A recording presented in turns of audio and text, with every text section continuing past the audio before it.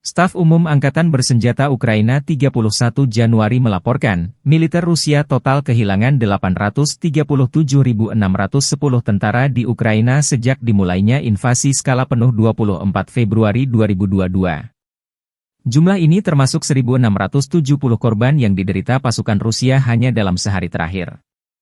Rusia juga kehilangan 3 tank, 33 sistem artileri, 63 pesawat tanpa awak, dan 17 kendaraan tempur pengangkut personel dalam 24 jam terakhir.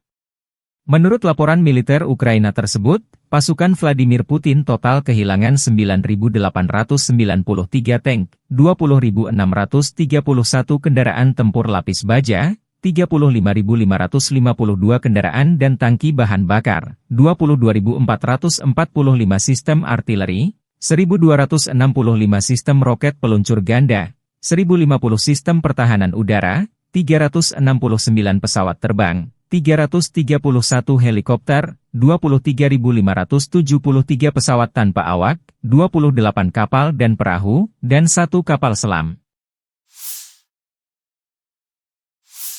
Terpisah, militer Rusia melansir penerbangan taktis operasional, serangan kendaraan udara tak berawak, pasukan rudal dan artileri kelompok pasukan Rusia menyerang objek industri pertahanan Ukraina, infrastruktur lapangan udara militer, bengkel dan gudang WAV, serta menyerang personel tenaga kerja dan perangkat keras musuh di 142 wilayah. Unit pertahanan udara menembak jatuh 2 bom udara berpemandu Hammer buatan Prancis, 4 proyektil HIMARS MLRS buatan Amerika Serikat, dan 61 kendaraan udara tak berawak atau drone.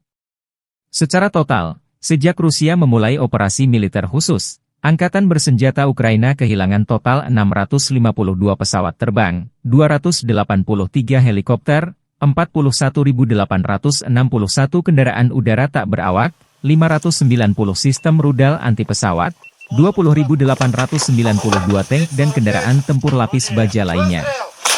Juga 1.510 kendaraan tempur MLRS, 21.058 senjata artileri lapangan dan mortir, dan 30.904 unit kendaraan pendukung militer telah dinetralisir.